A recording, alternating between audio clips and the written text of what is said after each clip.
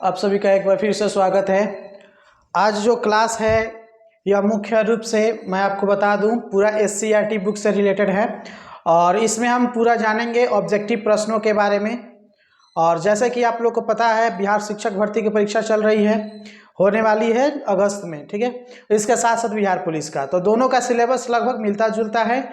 लेकिन यह जो आज का सेशन है ये विशेषकर 1 to 5 वाले जो शिक्षक हैं उनके लिए है और इसमें बहुत सारी नॉलेज जो है अन्य सभी एग्ज़ाम्स के लिए कि आपको एग्ज़ाम जो भी है उनके लिए आपको आवश्यक है। तो विशेषकर जो है यह शिक्षक भर्ती 1 to 5 वाले के लिए ये स्पेशल है। चलिए, तो सबसे पहला प्रश्न है, नाथुला दर्रा किन दो देशों के बीच है? भारत अफगानिस्तान, भारत तिब्बत, भारत भूटान, भारत नेपाल। ठीक, ये आपको बता दें कि एक बुक था आप लोग में पटना से सिक्किम करके है, ठीक है ना। आप लोग का 5th क्लास का एक बुक है पटना से नाथुला तक, पटना से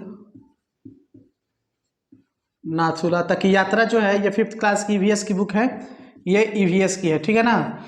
इसी से ये आपका चैप्टर से सारे प्रश्न हैं और जैसा कि सिलेबस में कहा गया है, ठीक है ना, नाथुला की यात्रा जैसे कि सिलेबस में आप लोग को कहा गया है कि चैप्टर वही रहेंगे, ठीक है ना। उसका कंटेंट जो होगा वह 11th लेवल तक का होगा, 12th लेवल तक का होगा, या ना इंटर स्तरीय होगा। तो उसी से संबंधित इसको पूरा निचोड़ जो है इस चैप्टर में क्या क्या चीज़ें हैं जो बुक्स के अलावा आपको पूरा तरह से पढ़ना है, वो सारी चीज़ें इसमें मिला के रखी गई है। चलिए, इसका आंसर होगा भारत और तिब्बत, ठीक है ना। इसका जो आंसर होगा वो भारत तिब्बत होगा। तिब्बत चीन का हिस्सा है, ठीक है ना, चीन का ही हिस्सा है। तो भारत तिब्बत दे दे या भारत चीन दे दे, इसको आप ध्यान में रखेंगे। तो नाथुला दर्रा किन दो देशों के बीच है? देखो, नाथुला ला मतलब होता है दर्रा, ठीक है ना। ये नाथुला दर्रा जो है ये भारत और चीन, ठीक है ना, इन दो देशों के बीच में है। भारत में कहाँ पे है? भारत में सिक्किम के पास है, भारत के सिक्किम राज्य में है। और ये तिब्बत आपका तिब्बत में ही है, तिब्बत का दक्षिणी हिस्सा, ठीक है ना, दक्षिणी हिस्सा, ठीक है। भारत का जो सिक्किम राज्य है, सिक्किम की राजधानी गंगटोक, इससे तकरीबन 38 किलोमीटर के आसपास में है, ठीक है ना। तो ये आपका नाथुला दर्रा वहाँ से शुरू होता है। फिर इसके बाद से जो है, अगर आप लोग एक चीज़ याद रखेंगे इसमें कि ये जो नाथुला दर्रा है यह प्राचीन काल में रेशम मार्ग के नाम से जाना जाता था। रेशम मार्ग हुआ करता था। रेशम मार्ग समझ रहे हैं ना? तिब्बत चीन ये जितने भी हैं, ठीक है ना, इस मार्ग से व्यापार होता था, आज के डेट में भी होता है। इधर से भारत से जो है खाद्य सामग्री, विशेषकर जो है खाद्य सामग्री यहाँ निर्यात होता है। और उधर से आयात की बात की जाए तो आयात में सर्वाधिक जो होता है रेशम, ठीक है ना, हम बोल सकते हैं रेशम, बोल सकते हैं ऊन, बोल सकते हैं, ठीक है ना। तो इस प्रकार के मतलब कपड़े निर्माण करने के लिए जो सूती रेशे होते हैं उन सभी चीज़ों का ज़्यादातर यहाँ पे आयात किया जाता है। ज़्यादातर मात्रा में यही चीज़ें होती हैं। तो इसका ये हो गया। इसके बाद से आप देखेंगे कि सिक्किम जो है, सिक्किम और तिब्बत में, इन दोनों के बीच में ये कहाँ होता है? एक चीज़ है तिब्बत में, चुम्बी घाटी, याद रखिएगा, चुम्बी घाटी, ठीक है ना। तो चुम्बी घाटी को क्या करता है? ये लोग जोड़ता है। सिक्किम और दक्षिण तिब्बत में चुम्बी घाटी को जोड़ता है कौन? नाथुला दर्रा। भारत के सिक्किम और तिब्बत के चुम्बी घाटी को ये जोड़ता है। यह नाथुला दर्रा जो है प्राचीन भारत का रेशम मार्ग का हिस्सा हुआ करता था। तो आपको याद रहेगा नाथुला दर्रा किससे संबंधित है, किन दो देशों के बीच में है? तो ऑप्शन में रहेगा भारत चीन या भारत तिब्बत। तिब्बत जो है उसका दक्षिणी हिस्सा ये जोड़ता है। अच्छा, सिक्किम जो है, सिक्किम राज्य की राजधानी कहाँ है? सिक्किम की राजधानी जो है गंगटोक है। कहाँ पे है? गंगटोक। सिक्किम की राजधानी गंगटोक जो है ये काफ़ी, आप इसको बोल सकते हैं कि एक बहुत ही सुंदर सा इलाका है, जहाँ पे झरने, पेड़ पौधे, फूल पत्तियों की जो वादियाँ हैं, ये इससे खूब सजी धजी ये वह शहर है। और सिक्किम का सबसे बड़ा शहर भी गंगटोक ही है। और यहाँ पे विशेषकर जो है साफ सुथरा एक जगह के रूप में यहाँ जाना जाता है। प्राकृतिक वादियों से, प्रकृति के पूरा बोल सकते हैं कि उसकी पूरी बसावट जो है यहाँ पे बसा पड़ा है, ठीक है ना, भरा पड़ा है। तो ये सारी चीज़ें हैं। सिक्किम की राजधानी गंगटोक है, आप इसको याद रखेंगे। चलिए बताइए, ये नेक्स्ट प्रश्न जो है आपके लिए, नाथुला दर्रे को कब बंद कर दिया गया था? देखिए, जब आप नाथुला दर्रे के बारे में पढ़ रहे हैं तो उसके कुछ इतिहास को भी पढ़ना बेहद जरूरी है। तो उसी में से एक कड़ी जो है, नाथुला दर्रा को कब बंद किया गया था? देखिए, अब ऐसे तो प्राचीन काल से ही यह रेशम मार्ग के रूप में व्यापारिक जो मार्ग हुआ करता था, आज भी है, लेकिन बीच में जो है इसको बंद किया गया था इन्हीं सभी समय काल के अंदर। तो आपको बताना है कि नाथुला दर्रे को किस समय बंद कर दिया गया था, मतलब यहाँ से आवाजाही को बंद कर दिया गया था। तो जब हम देखते हैं, लगभग आप लोग के दिमाग में आ चुका होगा कि कौन सा आंसर होना चाहिए।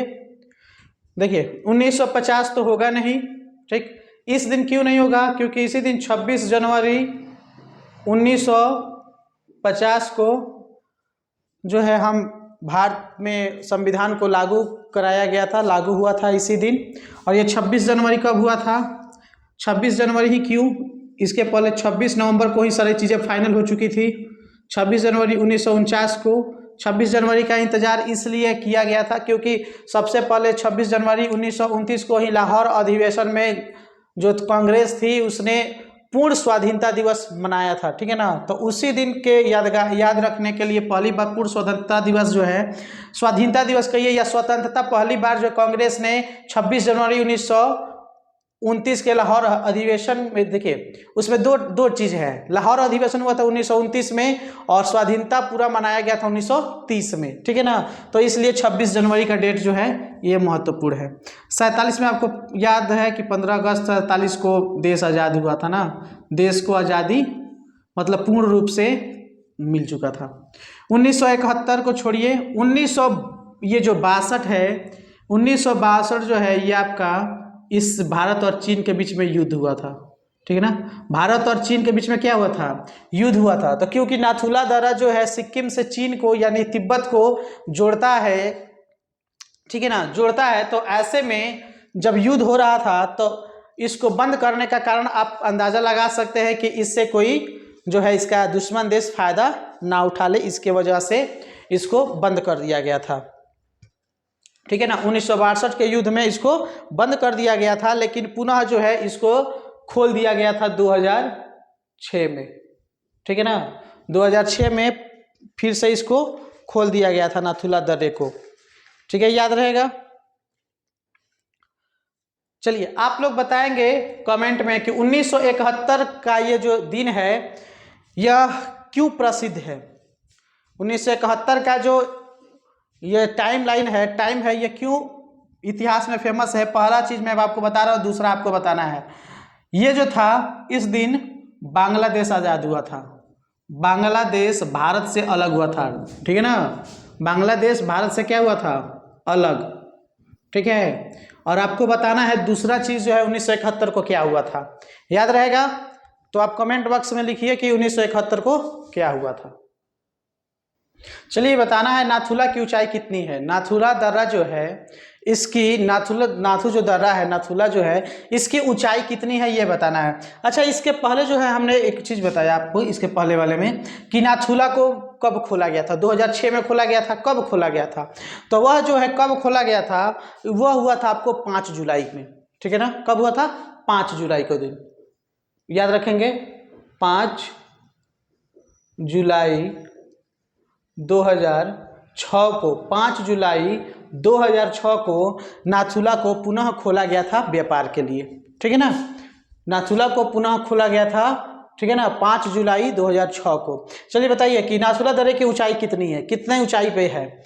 4310 metre, 14,170 feet, 15,181 feet, 3781 metre. Feet metre दोनों मात्रक में है, आप इसको बताएं क्या होगा।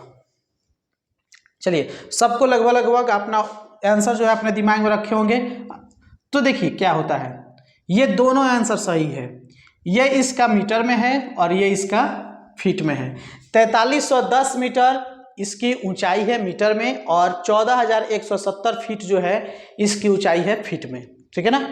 4310 मीटर, 14,170 फीट, यही ऊंचाई है किसकी, नाथुला दर्रे की। अच्छा, ऊंचाई हम किससे मापते हैं, आपको पता है ऊंचाई किससे मापते हैं? ऊंचाई कहाँ से मापते हैं? धरती से मापते हैं। कहाँ से मापते हैं? मापते हैं समुद्र तल से ऊंचाई। ये समुद्र है ना, तो यहाँ से अगर धरती है तो धरती धीरे धीरे ऊंचाई पे ऐसे रहता है, ठीक है ना। जैसे पहाड़ी क्षेत्र में जाएंगे ऐसे ऐसे आपका मिलता जाएगा, ठीक है ना, ऐसे ऐसे मिलता जाएगा, ठीक है। तो हम क्या मापते हैं? हम मापते हैं समुद्र तल से सारी चीज़ें ऊंचाई मापी जाती है। किसी भी चीज़ की ऊंचाई जो है समुद्र तल से मापा जाता है। समुद्र तल कौन है? यह है समुद्र का तल है ना, यहाँ से ये आपका समुद्र पूरा है, यहाँ से समुद्र का तल होता है। तो इस तल से जो है मान सकते हैं ये समुद्र का तल जो है, इस तल से हम यहाँ से ऊंचाई मापते हैं, ठीक है ना।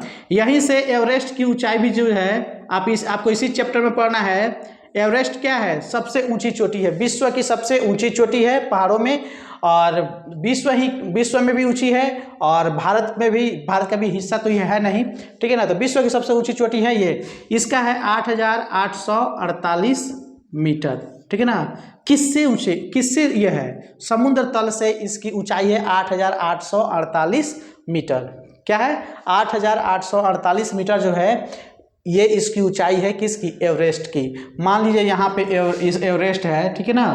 तो ये एवरेस्ट की ऊंचाई जो है कहाँ से मापा जा रहा है? यहाँ से मापा जा रहा है, ठीक है ना। इसकी ऊंचाई से मापा जा रहा है। अब इसका ऊंचाई यहाँ से नहीं होगा, ठीक है ना। हम इसकी जो है समुद्र तल यहाँ पे, तो हम मान लेंगे कि यहाँ से, तो यहाँ से इसकी ऊंचाई जो है 8,848 मीटर है, ठीक है।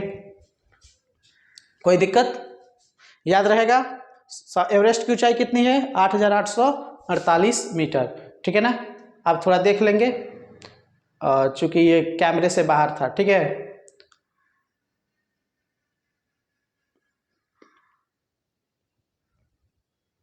चलिए अगला प्रश्न बताइए, नाथुला तक जाने का सबसे नज़दीकी रेलवे स्टेशन कौन सा है, ठीक है ना।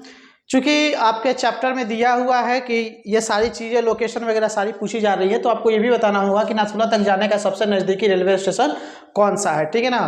तो सबसे नज़दीक में न्यू जलपाईगुड़ी है कि जियांगजी है, सिलीगुड़ी है, कौन सा है, ठीक है ना।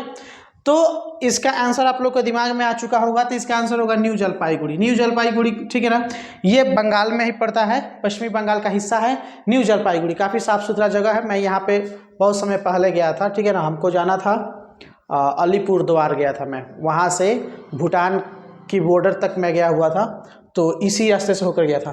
तो न्यू जलपाईगुड़ी जो है यह भारत की तरफ से, ठीक है ना, भारत की तरफ से नाथुला तक जाने का सबसे नज़दीकी रेलवे स्टेशन है। हालांकि जो है भारत अब भी नए रेलवे ट्रैक्स बना रहा है जो कि गंगटोक तक जाए, और गंगटोक से जो है नाथुला की जो पहुंच है काफ़ी कम हो जाएगी। तो इसके लिए जो है गंगटोक तक वह रेलवे लाइन बिछाने के लिए इस पर विचार कर रही है। और ये जियांगजी जो है यह भी नज़दीकी रेलवे स्टेशन है, लेकिन भारत की तरफ से नहीं, यह है तिब्बत की तरफ से, ठीक है ना, तिब्बत की तरफ से। चीनी सरकार ने, चूँकि तिब्बत पर चीन का अधिकार है, तो जियांगजी रेलवे स्टेशन को जो है नाथुला तक पहुंचने का सबसे ये शॉर्टेस्ट, मतलब बोल सकते हैं इसको सबसे नज़दीक का रेलवे स्टेशन बोला जाता है। सिलीगुड़ी नहीं होगा, सिलीगुड़ी भी आपका है, लेकिन यहाँ से न्यू जलपाईगुड़ी से आगे बढ़िएगा तो सिलीगुड़ी आता है, सिलीगुड़ी से वहाँ आप गुवाहाटी के रास्ते निकल जाएंगे, ठीक है ना। तो ये सारी चीज़ें हैं। इसमें एक और चीज़ है, ठीक है ना, नाथुला जो है एक मैं आपको बता रहा हूँ, जैसे सिक्किम की राजधानी कहाँ है? गंगटोक। गंगटोक आपको ये चीज़ पता चल गया, ठीक है ना। चलिए उसको नेक्स्ट प्रश्न में ही देखेंगे तो काफ़ी अच्छा रहेगा, ठीक है। तो याद रखेंगे कि नाथुला तक जाने का सबसे नज़दीकी रेलवे स्टेशन कौन सा है? न्यू जलपाईगुड़ी। चलिए इसको बताइए, पृथ्वी पर तीसरी सबसे ऊंची चोटी कौन सी है? पृथ्वी पर तीसरी सबसे ऊंची चोटी कौन सी है? सिर्फ पृथ्वी की बात की जा रही है। पृथ्वी के अंदर सबसे ऊंची चोटी कौन सी है? सबसे ऊंची चोटी है, आप पहले बता दीजिए कि तीसरी सबसे ऊंची चोटी कौन सी है? तीसरी सबसे ऊंची चोटी कौन सी है? ठीक है, आप पढ़ चुके हैं, दिमाग में आ चुका। तो चलिए सबसे पहले हम जानते हैं कि तीसरी की बात हो रही है तो पहली कौन सी है, दूसरी कौन सी है, तीसरी कौन सी है, ठीक है ना, जानते हैं। तो देखिए माउंट एवरेस्ट जो है सबसे ऊंची चोटी है, माउंट एवरेस्ट जो है सबसे ऊंची चोटी है। और तीसरी जो है आपका कंचनजंगा है, तीसरी जो है कंचनजंगा है। आप कमेंट में बताइए कि दूसरी सबसे बड़ी जो है चोटी है वह कौन सी है, पृथ्वी पर दूसरी सबसे ऊंची चोटी कौन सी है, आप जो है कमेंट बताइए। पहला मैंने बता दिया माउंट एवरेस्ट है जो 1 नंबर पे है, कंचनजंगा है 3 नंबर पे है, और ये सोमेश्वर क्या है, ठीक है। देखिए मैंने यहाँ पे ऑप्शन कुछ इस तरीके से डाला है ताकि आपको अधिक से अधिक नॉलेज जो है मिले, ठीक है ना, कोई ऐसा ऑप्शन ना डाल दे जिससे कि जानकारी भी आपको ना मिले, ठीक है ना। तो सोमेश्वर जो है यह बिहार की सबसे ऊंची चोटी है, कौन सी है, बिहार की सबसे ऊंची चोटी है, बिहार की सबसे ऊंची चोटी, ठीक है ना, बिहार की सबसे ऊंची चोटी है। तो सबसे ऊंची चोटी है, कितनी ऊंचाई है इसकी, माउंट एवरेस्ट की तो आप लिख लीजिएगा 8,848 मीटर है, आप इसका बताइए कितना होता है, ठीक है ना, ये कितने मीटर में आप बताइए, इसका भी आप बताइए, ठीक है ना। तो बिहार की जो सबसे ऊंची चोटी है इसका नाम है सोमेश्वर का किला, क्या, सोमेश्वर का किला, या बोल सकते हैं सोमेश्वर पहाड़ी, ठीक है ना, या आप बोल सकते हैं क्या, सोमेश्वर का किला या सोमेश्वर पहाड़ी बोल सकते हैं इसको, ठीक है ना। ये सोमेश्वर किला और सोमेश्वर की जो पहाड़ी है पश्चिमी चंपारण में, कहाँ पे है, पश्चिमी चंपारण में, पश्चिमी चंपारण के, ठीक है ना, गौनाहा न इसका रामनगर में आता है, ठीक है ना, ठीक है, ये रामनगर प्रखंड में पड़ता है, रामनगर प्रखंड का है, ठीक है ना। सोमेश्वर का किला और पहाड़ी पश्चिमी चंपारण के रामनगर प्रखंड में पड़ता है, और यही जो है आप इसको बोल सकते हैं वाल्मीकि नगर और मऊराहा, ठीक है ना, गोवर्धना रेंज में ये पड़ता है, वाल्मीकि नगर गोवर्धना मऊराहा रेंज में जो है ये पड़ता है। ये जो है निम्न शिवालिक जो पहाड़ियाँ होती हैं उनका ये हिस्सा है। इसकी जो ऊंचाई है 880 मीटर है, 880 मीटर है, कितने हैं, 880 मीटर। अगर फीट की बात करें तो 2890 फीट का है, 2890 फीट इसकी ऊंचाई है। बिहार का एकमात्र जो है सबसे ऊंची चोटी है कौन सी, सोमेश्वर का किला, पहाड़ी पश्चिमी चंपारण रामनगर में है। और ये खुद कहूँ तो मेरे घर से ये ज़्यादा दूरी पे नहीं है, 10 से 15 किलो के बीच का ये दूरी है, और इसी पे आप बिहार का सबसे ऊंचा किला, ऊंची चोटी होने का गौरव प्राप्त है, सोमेश्वर का किला या सोमेश्वर की पहाड़ी जो है, ठीक है। आप बताइए कि दूसरा सबसे ऊंची चोटी कौन सा है, कमेंट में आप जरूर बताइए इसकी ऊंचाई कितनी है, और इसका भी बताइए कंचनजंगा की ऊंचाई कितनी है, ठीक है ना। तो याद रहेगा तीसरी सबसे ऊंची चोटी कौन सी है, कंचनजंगा, ठीक है ना। और याद रखिए यहाँ पे सिक्किम की राजधानी कहाँ है, फिर से एक बार थोड़ा रिकॉल करें, सिक्किम की राजधानी कहाँ है, गंगटोक, सिक्किम की राजधानी कहाँ है, गंगटोक। बिहार की राजधानी कहाँ है, पटना, याद रहेगा, ठीक है ना, ठीक है। और एक और चीज जो है आप याद रखेंगे कि सिक्किम की जो जलवायु है, ठीक है ना, सिक्किम की जलवायु, सिक्किम की जलवायु, ठीक है, आपको पता है कि सिक्किम की जलवायु जो है क्या है, तो उससे पहले आप जानते हैं कि सिक्किम जो बसावट है वह कर्क रेखा से ऊपर है, क्या है, कर्क रेखा से ऊपर की तरफ है।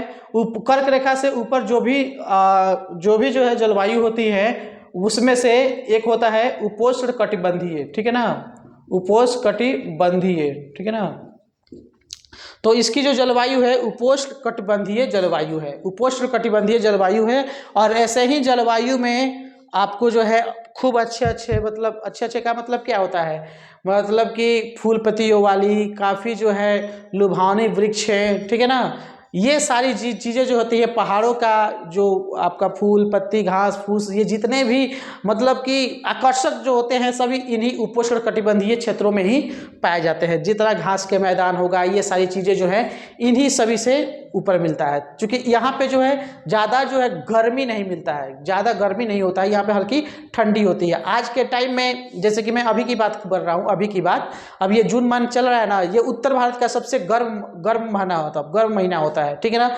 इस समय जो है आप कर्क रेखा से ऊपर उपोष्ण कटिबंधीय क्षेत्र कौन कौन से हैं, आपका हो गया यहाँ जो शिमला मनाली क्षेत्र है, ठीक है ना। इन सभी जगहों पे आपका ये सिक्किम हो गया, सिक्किम जैसे क्षेत्रों में यहाँ पे क्या है, इन जगहों पे जो है इसमें ठंडी है, ठीक है ना। अभी की मैं बात कर रहा हूँ, हमारे एक टीचर दोस्त जो हैं गए हैं वहाँ पे मनाली, तो वहाँ पे जो है हम यहाँ गर्मी महसूस कर रहे हैं, वहाँ उनको ठंडी हो रही है, इतनी ठंडी है कि उनको जो है गर्म कपड़े पहनकर वहाँ पे घूमना पड़ रहा है। घूमना पड़ रहा है मतलब जहाँ पे ये गए पहाड़ों पे वहाँ पे, ठीक है। तो ऐसे क्षेत्रों में जो होती है उपोष्ण कटिबंधीय जलवायु पाई जाती है। कर्क रेखा से जो ऊपर का क्षेत्र होता है वो उपोष्ण कटिबंधीय जलवायु होता है। सिक्किम की जलवायु जो है उपोष्ण कटिबंधीय जलवायु है, जिसकी वजह से जो है यहाँ पे प्राकृतिक दृश्य जो है काफी लुभावने, काफी मजेदार है, ये कह सकते हैं कि काफी अच्छे हैं। चलिए बताइए, सिक्किम राज्य की स्थापना कब हुई थी? सिक्किम राज्य की स्थापना कब हुई थी?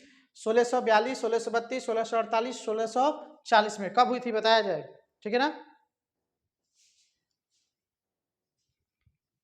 इसका जो आंसर होगा 1642, 1642 कब होगा? 1642। देखिए इसकी स्थापना जो जिसने किया था उसका नाम था फुत्सोंग नामग्याल, ठीक है ना। 1642 ईस्वी में फुत्सोंग नामग्याल ने सिक्किम राज्य की स्थापना की थी 1642 के अंदर, ठीक है। 1642 के अंदर सिक्किम की जलवायु कैसी है? सिक्किम की जलवायु उपोष्ण कटिबंधीय है, ठीक है ना, उपोष्ण कटिबंधीय। चलिए बताइए, सिक्किम की दो प्रमुख नदियां कौन कौन सी है? सिक्किम की दो प्रमुख नदियां कौन कौन सी है बताइए, दो प्रमुख नदियां कौन कौन सी है? देखिए सबसे बड़ी तो है यहाँ पे तीस्ता नदी यहीं से होकर बहती है, ठीक है। और एक है रंगीत जो है इसकी सहायक नदी है, ठीक है ना। रंगीत जो है पूरा सिक्किम के अंदर बहता है, तीस्ता भी बहता है सिक्किम के अंदर, लेकिन रंगीत जो है सबसे लंबी सहायक नदी है तीस्ता की, ठीक है, याद रहेगा। उपोष्ण कटिबंधीय है यहाँ की। चलिए यहाँ की अगर सिक्किम की जनजाति की बात की जाए, आपके किताब में दिया हुआ है, ठीक है ना। सिक्किम में कौन कौन सी जनजातियां निवास करती है? सिक्किम के अंदर कौन कौन सी जनजातियां निवास करती है, ठीक है ना। तो एक तो है लेप्चा, यहाँ पे लेप्चा जनजाति है। दूसरा है भूटिया, चूंकि भूटान से सटा हुआ है भूटिया। फिर उसके बाद से है एक है नेपाली, ठीक है ना। तो यहाँ पे लेप्चा, भूटिया और नेपाली तीन जनजातियां पाई जाती है, भूटिया, लेप्चा और नेपाली, ठीक है ना। भूटिया, लेप्चा और नेपाली जो है यहाँ तीन जनजातियां पाई जाती है। कौन कौन? लेप्चा, भूटिया और नेपाली। भूटिया क्योंकि ये भूटान से सटे हुए हैं, ठीक है ना, और नेपाली है, और यहाँ पे लेप्चा है, ठीक है ना, याद रखेंगे। सिक्किम में कौन कौन सी जनजातियां हैं? तो तीन प्रमुख जनजातियां हैं, लेप्चा, भूटिया और नेपाली, ठीक है ना। सिक्किम राज्य की स्थापना कब हुई थी? 1642 में। किसने किया था? फुत्सोंग नामग्याल ने किया था। इसकी जलवायु कैसी है? उपोष्ण कटिबंधीय है, ठीक है ना, याद रहेगा। यहाँ पे कौन कौन सी नदियां बहती है? तीस्ता और रंगीत, ठीक है ना। तीस्ता और रंगीत नदियां जो है कहाँ बहती है? सिक्किम के अंदर, ठीक है ना, याद रहेगा। सिक्किम की राजधानी कहाँ है? गंगटोक में। चलिए अगला प्रश्न बताइए, दार्जिलिंग हिमालयन रेलवे को कब यूनेस्को विश्व धरोहर एवं स्थल घोषित किया गया? दार्जिलिंग हिमालयन रेलवे को कब यूनेस्को विश्व धरोहर एवं स्थल के रूप में घोषित किया गया था बताना है। 1888 में, 1888 होगा कि 1995 होगा, या 1999 होगा, या 2004 होगा? बताइए कौन सा होगा, ठीक है। सभी को याद होगा, याद आ गया? नहीं याद हुआ, ठीक है ना। चलिए इसको देखते हैं क्या होगा। इसका जो है 1999 में इसको घोषित किया गया था। दार्जिलिंग विश्व धरोहर की सूची में कब किया गया था? 1999 के अंदर किया गया था इसे, दार्जिलिंग को।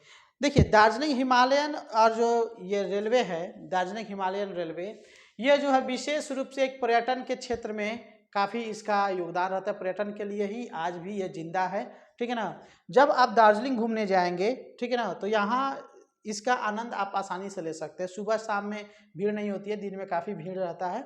तो ये दार्जिलिंग हिमालयन रेलवे जो है यूनेस्को में इसको शामिल किया गया है। कब? 1999 में। अब दार्जिलिंग कहाँ है? दार्जिलिंग जो है ये पश्चिम बंगाल का हिस्सा है। कहाँ है? पश्चिम बंगाल का है। किस लिए प्रसिद्ध है? तो भाई चाय बागान के लिए प्रसिद्ध है, ठीक है ना। चाय बागान के लिए भी प्रसिद्ध है। यहाँ पे चाय जो है काफ़ी मात्रा में उगाया जाता है, असम में भी उगाया जाता है, लेकिन दार्जिलिंग से समझिए कि यहाँ से शुरुआत जो है यहाँ से हो जाती है। दार्जिलिंग में यहाँ पे एक और चीज़ है, दार्जिलिंग में आप देखेंगे टाइगर हिल है, ठीक है ना। यहाँ पे एक है टाइगर हिल, ठीक है ना, जो आपके बुक में दिया हुआ है। तो टाइगर हिल भी दार्जिलिंग में है। और दार्जिलिंग के अंदर जो है और कई सारी चीज़ें हैं। यहाँ लॉयड बॉटनिक गार्डन है। यहाँ पे कौन सा? लॉयड बॉटनिक गार्डन, ठीक है ना। तो लॉयड बॉटनिक गार्डन भी है, टाइगर हिल भी है, चाय बागान के लिए प्रसिद्ध है, पश्चिम बंगाल का हिस्सा है। यहाँ पे एक जूलॉजिकल पार्क भी है, ठीक है ना, जूलॉजिकल पार्क, ठीक है। इसके अलावा हिस्ट्री म्यूजियम है यहाँ, नेचुरल हिस्ट्री म्यूजियम, ठीक है ना। यहाँ पे एक है नेचुरल हिस्ट्री म्यूजियम, ठीक है। तो ये सारी चीजें जो है दार्जिलिंग के अंदर है। दार्जिलिंग में सबसे इंपॉर्टेंट चीज है टाइगर हिल, ठीक है ना, Tiger Hill, Lloyd Botanic Garden, Zoological Park, Natural History Museum, ये सारी चीजें जो है यहाँ पे आपको घूमने के लिए मन मोह देगा। ये ऐसी चीजें हैं यहाँ पे, ठीक है ना। और यहाँ पे जो है ठंडे चलिए उसको नेक्स्ट वाले प्रश्न में दिखाएंगे। तो दार्जिलिंग जो है चाय की खेती के लिए प्रसिद्ध है, पश्चिम बंगाल के अंदर है। चाय बागान यहाँ पे है, टाइगर हिल हो गया, लॉयड बॉटनिक गार्डन हो गया, जूलॉजिकल पार्क हो गया, नेचुरल हिस्ट्री म्यूजियम जो है ये भी दार्जिलिंग के अंदर है। दार्जिलिंग एक जो है पर्यटन क्षेत्र है, काफी सुंदर सा क्षेत्र है। जिस तरह से आपका गंगटोक है, सिक्किम का क्षेत्र है, वैसे ही ये भी है, ठीक है ना। बात समझ में आ गया? चलिए बताना है हिमालय पर्वत संस्था का है। हिमालय पर्वत संस्था क्या है? हिमालय पर्वत संस्था, तो देखिए हिमालय पर्वत संस्था का क्या मतलब है। हिमालय पर्वत संस्था का मतलब है यहाँ पे लोग ट्रेनिंग दिया जाता है। यहाँ पे जो एक संस्था है जहाँ पे लोगों को जितने भी पर्वतरोही हैं उन पर्वतरोहियों को ट्रेनिंग दी जाती है पर्वतों पर चढ़ने के लिए, हिमालय पे चढ़ने के लिए, ठीक है ना। तो ये सारी चीज़ें जो है यहाँ पे दी जाती है। कहाँ पे है? कोलकाता के अंदर है कि गंगटोक में है कि दार्जिलिंग में है कि न्यू जलपाईगुड़ी में है, यही बताना है आपको। चलिए बताइए कि इसका आंसर क्या होगा। क्या होगा? कोलकाता होगा, गंगटोक होगा, दार्जिलिंग होगा कि कहाँ होगा, ठीक है ना, इसको बताना है। चलिए इसको बता दे रहे हैं। कोलकाता जो है ये बंगाल की राजधानी है, पश्चिम बंगाल की राजधानी, ठीक है ना, ये पश्चिम बंगाल की राजधानी है। गंगटोक आपकी सिक्किम की राजधानी है। ये बार बार इसलिए बताना पड़ रहा है कि आप भूलिए नहीं, ठीक है ना। तो ये जो चीज़ें हैं दार्जिलिंग के अंदर है। कहाँ है? दार्जिलिंग के अंदर है। दार्जिलिंग के अंदर क्या है आपका? ये हिमालय पर्वत संस्था है। कब स्थापना किया गया था? तो 1954 में। कब स्थापना किया गया था? 1954 में। इसके जो प्रथम निदेशक थे, जब इसकी स्थापना की गई थी 1954 में, तो इसकी स्थापना के समय प्रथम निदेशक थे तेनजिंग, ठीक है ना,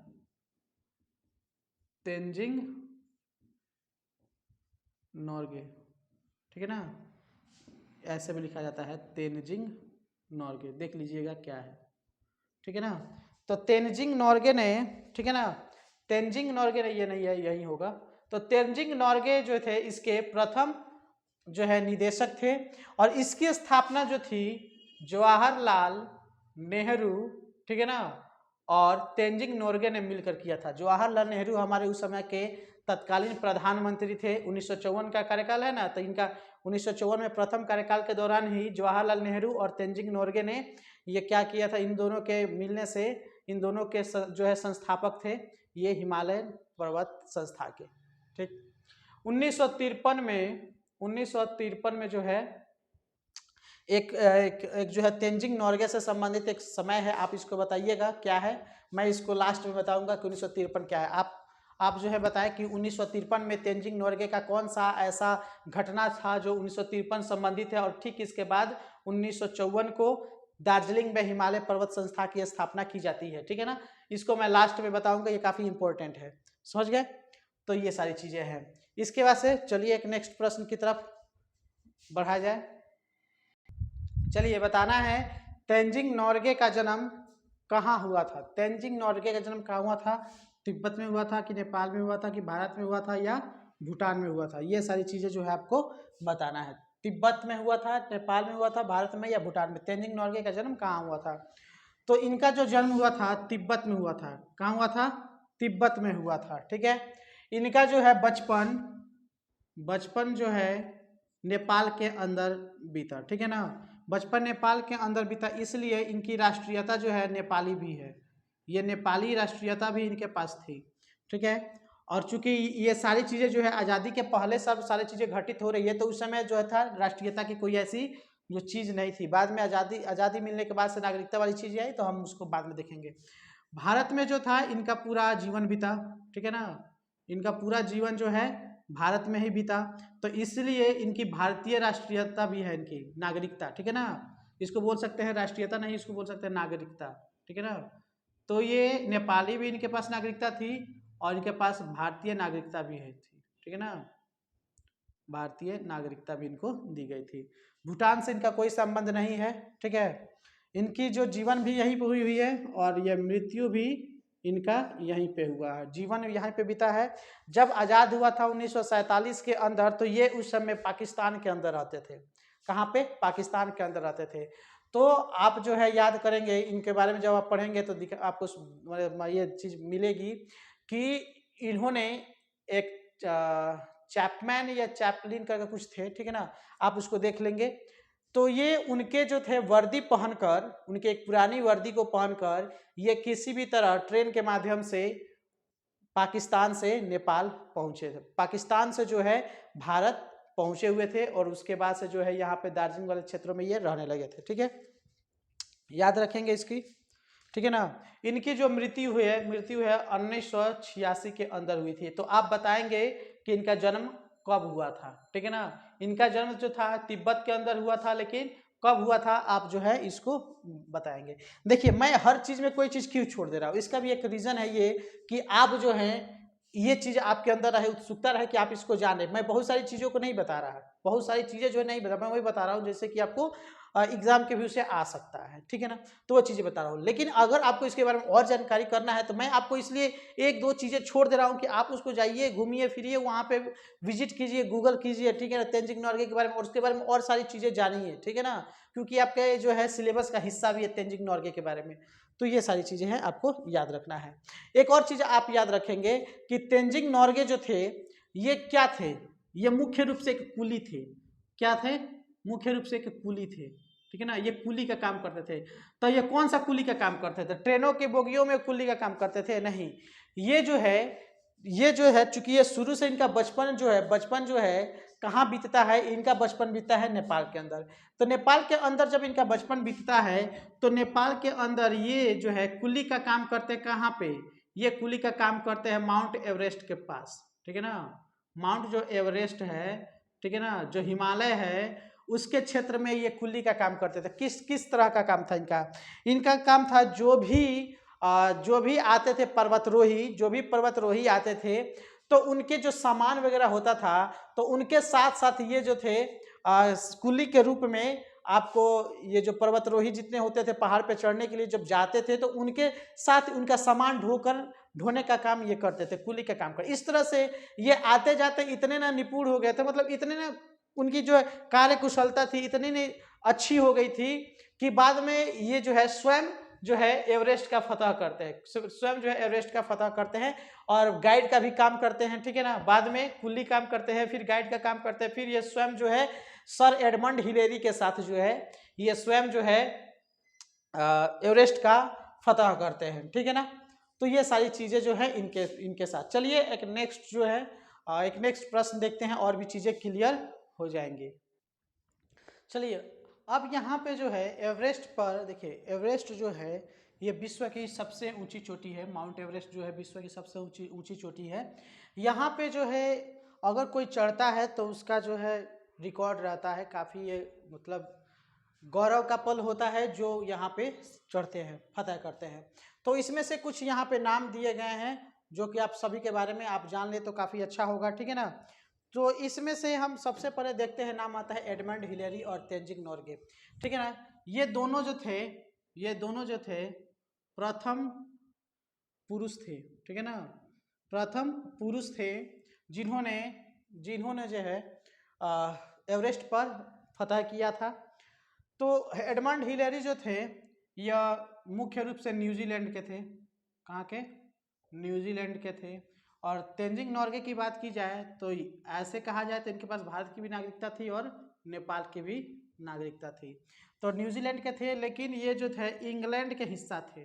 जब ये गए थे यहाँ क्या बोलते हैं कि जब इन्होंने माउंट एवरेस्ट का फतह करने के लिए निकला था, तो ये जो थे इंग्लैंड का एक टीम था जिसका नाम था जॉन हंट अभियान, ठीक है ना। एक अभियान का ये हिस्सा थे जिसका नाम था जॉन हंट अभियान। इसमें बहुत सारे लोग गए थे, लगभग जो है ना, लगभग मान सकते हैं कि 400 के करीब में लोग गए थे, ठीक है ना, इस अभियान का हिस्सा थे। और लगभग 260 या इधर इतना ही के करीब में जो था कुल्ली बन के बहुत सारे लोग भी गए थे, ठीक है ना। तो सर जॉन हंट अभियान में, इसके अभियान जो था यह चला था 1953 में। इसी का हिस्सा थे तेंजिंग नॉर्गे और सर एडमंड हिलेरी। तो इस समय जो थे नॉर्गे जो थे ये कुली के रूप में नहीं गए थे, ये कुली के रूप में नहीं गए थे, ठीक है ना। ये अभियान का मुख्य हिस्सा थे। तो गए तो बहुत सारे लोग, लेकिन किन्हीं का ऑक्सीजन का प्रॉब्लम आ गया, वो फिर लौट के चले आए। किसी का कोई प्रॉब्लम आता गया, तो अंत में जो है इनकी जो जोड़ी थी ये काफ़ी अच्छी चलती गई। तो बाकी जो है जॉन हंट ने इनको आगे जाने का प्रोत्साहन दिया और बाकी को जो है वापस बुला लिया। तो इनके साथ जो है कुछ लोग भी गए थे, कुछ कुल्ली भी गए थे, लेकिन जो है फतह का जो नाम है एडमंड हिलेरी तेंजिंग नॉर्गे ने अपने नाम से लिया। अब इसमें एक विवाद उठता है कि कौन जो थे सबसे पहले, दोनों आदमी गए थे एक साथ, ठीक है ना, ये टीम का हिस्सा थे, टीम का हिस्सा बन के जो था वहाँ पे ये एवरेस्ट पर चढ़ने गए थे। लेकिन जो है इसमें एक बार बार ये पूछा जाता है कि एडमंड हिलेरी ने सबसे पहले एवरेस्ट के ऊपर सबसे ऊंची चोटी पर कदम रखा कि तेंजिंग नॉर्गे ने, ठीक है ना। तो एवरेस्ट पर तेंजिंग नॉर्गे ने, ठीक है ना, बड़ा ही स्पष्ट और सहज शब्दों में ही कह दिया है कि हम जो है वहाँ पे एक टीम का हिस्सा थे और इसमें जो है उन्होंने एडमंड हिलेरी को कहा कि उन्हें सबसे पहला कदम जो है इन्होंने ही रखा था और तेंजिंग नॉर्गे जो थे दूसरे थे, ठीक है। लेकिन क्या सच था नहीं सच था जो भी हो, लेकिन जो था एडमंड हिलेरी को ही इसके लिए बताया जाता है कि वह सबसे प्रथम व्यक्ति थे, पहला चीज। दूसरी जो बात आती है यहाँ पे कि एडमंड हिलेरी ने तेंजिंग नॉर्गे की तस्वीर ली थी वहाँ पे, तेंजिंग नॉर्गे की तस्वीर ली थी वहाँ पे। किसकी? एडमंड हिलेरी ने ली थी तेंजिंग नॉर्गे की। तो एडमंड हिलेरी की तस्वीर जो है वहाँ पे खींचा नहीं गया था। क्यों नहीं खींचा गया था? इसका एक कारण था। कुछ बताते हैं कि तेंजिंग नॉर्गे को कैमरा चलाने नहीं आता था, कैमरा चलाने इसलिए नहीं आता था क्योंकि ये पढ़े लिखे नहीं थे, बिल्कुल पढ़े लिखे नहीं थे। लेकिन ये कई भाषाओं के ज्ञाता थे। क्यों ज्ञाता थे? इसका कारण था कि ये कई देशों से लोग आते जाते रहते थे वहाँ पे फतह करने के लिए, एवरेस्ट पे चढ़ने के लिए। तो ऐसे में ये सभी लोगों से मिलजुल कर जो है उनकी भाषाओं को ये सीख लेते थे, ठीक है ना। तो इनको कैमरा चलाने नहीं आता था, इसकी वजह से एडमंड हिलेरी ने उनको कैमरा नहीं दिया था। लेकिन जो है चढ़ने के बाद से कोई ये ना कहे कि ये जो था एक बोल सकते हैं कि फेक जो था, माने कोई फेक रूप में, या बोल सकते हैं कि मतलब झूठा इसको कोई साबित ना करते। इसके लिए एडमंड हिलेरी ने अपने उस शिखर से, उस चोटी से आसपास की सारी तस्वीरें जो है ली थी, ठीक है ना। लेकिन एडमंड हिलेरी की अपनी तस्वीर वहाँ पे नहीं है, ठीक है। बात समझ में आ गई? तो 1953 के करीब में ये गए थे और वो जो समय था वो था 19 मई था, ठीक है ना। 29 मई 1953 को, ठीक है ना, 29 मई 1953 को ये चढ़े थे और 28 मई के दिन इनके जाते जाते शाम हो गया था, नहीं तो ये उसी समय हो जाते हैं। तो सुबह में ही 29 मई को ये चढ़ गए थे वहाँ पे, ठीक है, ठीक है, याद रहेगा। अब देखिए, अब इसके बाद नाम आता है जुनको ताबे। ये तो प्रथम हो गए पुरुष। जुनको ताबे ये जापान की महिला है। कहाँ की है? जापान की महिला है, जो कि यह प्रथम महिला है। कौन सी है? प्रथम महिला है जिन्होंने एवरेस्ट का फतह किया था। किसका फतह किया था? एवरेस्ट का फतह किया था कौन? जुनको ताबे प्रथम महिला थी। जुनको ताबे कौन थी? प्रथम महिला थी जिन्होंने एवरेस्ट पर फतह किया था। संतोष यादव की बात की जाए, संतोष यादव की, तो संतोष यादव जो है यह भारत की प्रथम महिला थी, ठीक है ना। भारत की प्रथम महिला थी, भारत की प्रथम महिला थी संतोष यादव, जिसने एवरेस्ट पे चढ़ा था। और दुनिया की ये 5वीं महिला थी, दुनिया की 5वीं महिला थी, 5वीं महिला थी जिन्होंने, ठीक है ना, दुनिया की 5वीं महिला थी जिन्होंने एवरेस्ट का फतह किया। भारत की प्रथम महिला थी जिन्होंने ये एवरेस्ट का फतह किया था। कौन? ये संतोष यादव। जुनको ताबे ये जापान की थी, ये विश्व की प्रथम महिला थी जिन्होंने एवरेस्ट का फतह किया था। ये पूर्णा जो है, नाम याद रखिएगा, सबसे कम उम्र 13 वर्ष, ठीक है ना, सबसे कम उम्र 13 वर्ष में इन्होंने 13 वर्ष में, ठीक है ना, ये 13 वर्ष में ही एवरेस्ट का फतह कर ली थी जुनको ताबे ने, ठीक है ना। एक मिनट, ठीक है ना, यहाँ पे कुछ गलत हो गया है, ठीक है ना। संतोष यादव वो थी, ठीक है ना, संतोष यादव वह थी जिन्होंने 2 बार, ठीक है ना, संतोष यादव तो थी 2 बार एवरेस्ट की शिखर पर चढ़ने वाली पहली महिला थी। एवरेस्ट की शिखर पर चढ़ने वाली पहली महिला थी जो 2 बार चढ़ी थी, 1992 और 1993 में। 1992 और 1993 में लगातार ये 2 बार चढ़ने वाली महिला थी। कौन? संतोष यादव। एक नाम आता है बछेंद्री पाल का, ठीक है ना, एक नाम आता है बछेंद्री पाल, ठीक है ना। तो बछेंद्री पाल जो है यह प्रथम महिला थी, प्रथम महिला थी, ठीक है ना, और दुनिया की 5वीं थी, दुनिया की माने विश्व की 5वीं महिला थी जिन्होंने, ठीक है ना, बछेंद्री पाल मतलब भारत की प्रथम महिला थी और दुनिया की 5वीं महिला थी जिन्होंने एवरेस्ट के शिखर पर चढ़ाई की थी, ठीक है ना। और श्रीमती निरुपमा अग्रवाल जो है आपके बुक में दिया हुआ है, श्रीमती निरुपमा अग्रवाल जो है यह सिवान की रहने वाली है, ठीक है ना, सिवान के ही, बिहार के सिवान की रहने वाली है, जो कि एवरेस्ट पर चढ़ी थी, ठीक है ना, एवरेस्ट पर चढ़ी थी निरुपमा अग्रवाल। इसके बारे में जो है आप और भी चीज़ें जानेंगे, ठीक है ना। ये जो है सिवान के जो है जमो जमालपुर गांव की थी, सिवान के कहाँ की थी? जमो जमालपुर गांव, जमाल, ठीक है ना, जमालपुर गांव की थी, जम्मू जमालपुर, ठीक है ना। निरुपमा अग्रवाल ये बिहार की थी जिन्होंने क्या किया था? फतह किया था। एक और लड़की का नाम आता है जो 6 साल की उम्र में ही, 6 साल की उम्र में ही एवरेस्ट पे तो नहीं चढ़ी थी, लेकिन जो इसका बेस कैंप होता है, एवरेस्ट की बेस कैंप, ठीक है ना, तो एवरेस्ट की बेस कैंप तक गई थी, बेस कैंप तक, ठीक है ना, गई थी। उम्र कितना था? 6 साल। चलिए आप इसका नाम जो है कमेंट में बताइए कि वो 6 साल की कौन सी बच्ची थी जिसने एवरेस्ट की बेस कैंप तक जो है वहाँ पे पहुँची थी। और याद रखेंगे ये पूर्ण नाम जो है ये 13 साल की उम्र में ही, 13 साल की उम्र में ही इसको पूरा एवरेस्ट पर चढ़ चुकी थी, याद रहेगा। एडमंड हिलेरी तेंजिंग नॉर्गे प्रथम पुरुष ये थे जिन्होंने एवरेस्ट पर चढ़ाई की थी। जुनको ताबे, ठीक है ना, जुनको ताबे जापान की थी, जो कि पहली महिला थी, विश्व की पहली महिला जिसने एवरेस्ट का फतह किया था। संतोष यादव जो थी ये भारत की थी जिन्होंने 2 बार, ठीक है ना, 2 बार ये किया था, क्या बोलते हैं, 2 बार फतह किया था। पूर्णा 13 साल की उम्र में। श्रीमती निरुपमा अग्रवाल ये बिहार की थी जिन्होंने एवरेस्ट पर चढ़ाई की थी। बछेंद्री पाल प्रथम भारतीय महिला थी जो कि, और दुनिया की 5वीं महिला थी जिसने एवरेस्ट का फतह किया था, ठीक है, याद रहेगा सारी चीजें।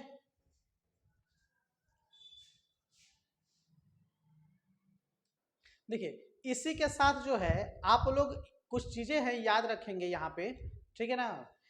आप लोग जो है सभी चीज़ें यहाँ पे बताना और मतलब संभव नहीं है, लेकिन फिर भी आप जो है इस चैप्टर की मुख्य बातें क्या है? इस चैप्टर की मुख्य बातें हैं तेंजिंग नॉर्गे की, ठीक है ना, तेंजिंग नॉर्गे के बारे में विशेष रूप से है।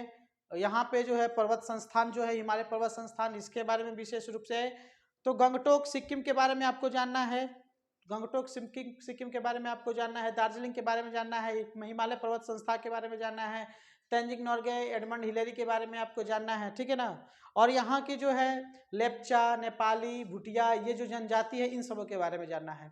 तो आपको जो है और पढ़ने की आवश्यकता है, और पढ़ने की आवश्यकता है। तो इसके बाद से जो है इस वीडियोज के बाद आप जाके अपने स्तर से भी, ठीक है ना, चाहे गूगल के माध्यम से हो या आपके बुक के माध्यम से हो, आप इसको और डिटेल पढ़ेंगे, तभी आपको जो है सारी कॉन्सेप्ट क्लियर होगी। ठीक है ना, ठीक है। चलिए तो फिर इसके बाद से नेक्स्ट वीडियो में आपसे मिलेंगे नेक्स्ट टॉपिक के साथ।